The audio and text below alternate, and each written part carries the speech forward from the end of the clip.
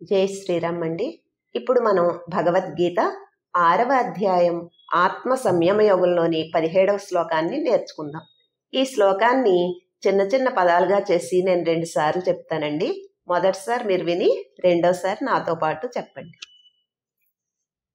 యుక్తాహార యుక్తాహార విహారస్య విహారస్య యుక్త యుక్త చేష్టస్య చేష్టస్య కర్మసు కర్మసు యుక్త యుక్త స్వప్నావబోధస్య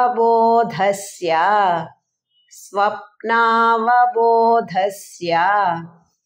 యోగో యోగో భవతి భవతి దుఃఖః దుఃఖః. ఇప్పుడు మళ్ళీ యుక్తాహార యుక్తాహార విహారస్య విహారస్య యుక్త యుక్త చేష్టస్య చేష్టస్య కర్మసు కర్మసు యుక్త యుక్త స్వప్నావబోధస్య స్వప్నావబోధస్య యోగో యోగో భవతి భవతి దుఃఖః దుఃఖః. ఇప్పుడు ఈ శ్లోకాన్ని ఒక్కొక్క లైను నేను 2 సార్లు చెప్తానండి. ఇది కూడా మొదటిసారి మీరు విని రెండోసారి నాతో పాటు చెప్పండి. యుక్తాహార విహారస్య యుక్తాహార విహారస్య యుక్తచేష్టస్య కర్మసు యుక్తచేష్టస్య కర్మసు యుక్తస్వప్నావబోధస్య యుక్తస్వప్నావబోధస్య యోగో భవతి దుఃఖః యోగో భవతి దుఃఖః. ఇప్పుడు మళ్ళీ యుక్తాహార విహారస్య యుక్తాహార విహారస్య యుక్తచేష్టస్య కర్మసు యుక్తచేష్టస్య కర్మసు యుక్తస్వప్నావబోధస్య యుక్తస్వప్నావబోధస్య యోగో భవతి దుఃఖః యోగో భవతి దుఃఖః. ఇప్పుడు ఈ శ్లోకాన్ని నేను 21 సార్లు చెప్తానండి. మీరు కూడా నాతో పాటు చెప్పండి. యుక్తాహార విహారస్య యుక్తచేష్టస్య కర్మసు యుక్తస్వప్నావబోధస్య యోగో భవతి దుఃఖః యుక్తాహార విహారస్య యుక్తచేష్టస్య కర్మసు యుక్తస్వప్నావబోధస్య యోగో భవతి దుఃఖః యుక్తాహార విహారస్య యుక్తచేష్టస్య కర్మసు యుక్తస్వప్నావబోధస్య యోగో భవతి దుఃఖః యుక్తాహార విహారస్య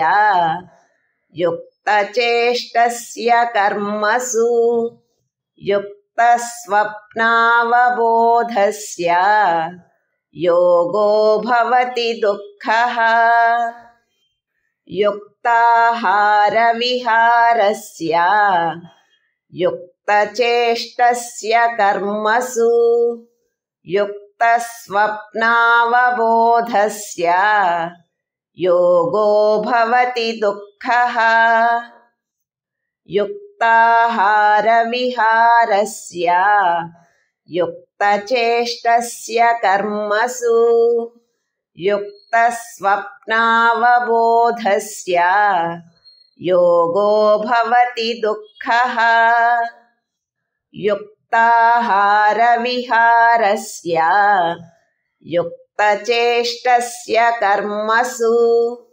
युक्तस्वप्नावबोधस्य योगो भवति दुःखः युक्ताहारविहारस्य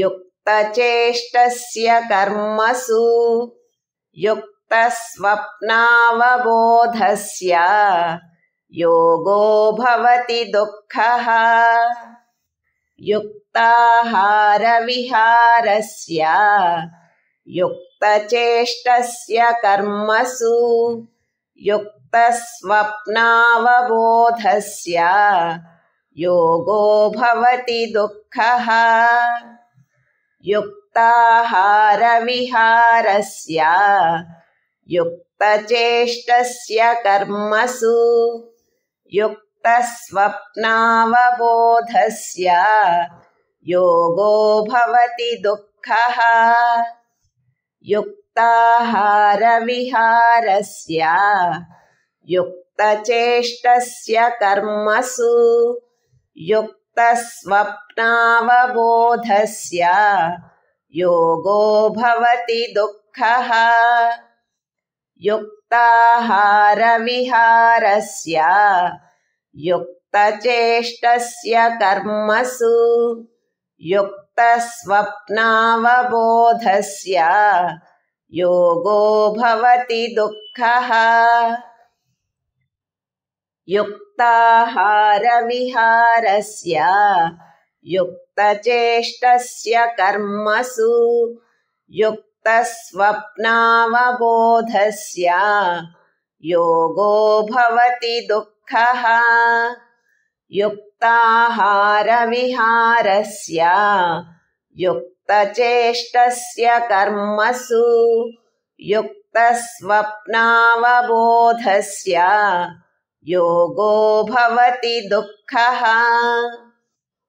युक्ताहारविहारस्य युक्तचेष्टस्य कर्मसु युक्तस्वप्नावबोधस्य योगो भवति दुःखः युक्ताहारविहारस्य युक्तचेष्टस्य कर्मसु युक्तस्वप्नावबोधस्य योगो भवति दुःखः युक्ताहारविहारस्य युक्तचेष्टस्य कर्मसु युक्तस्वप्नावबोधस्य योगो भवति दुःखः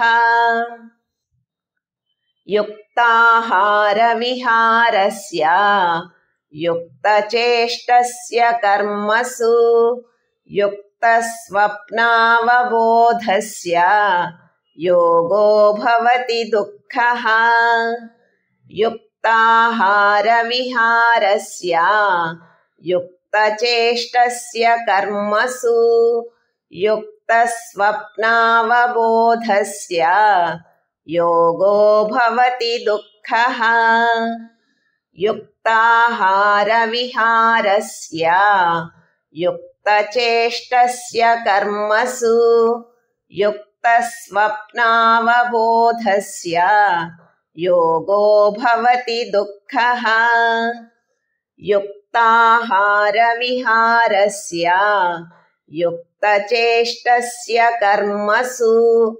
युक्तस्वप्नावबोधस्य योगो भवति दुःखः ఇప్పటి వరకు మనం భగవద్గీత 6వ అధ్యాయం ఆత్మ సంయమ యోగంలోని 17వ శ్లోకాన్ని నేర్చుకున్నాం. తిరిగి 18వ శ్లోకంతో మళ్ళీ కలుద్దాం. జై శ్రీరామ్. హరే రామ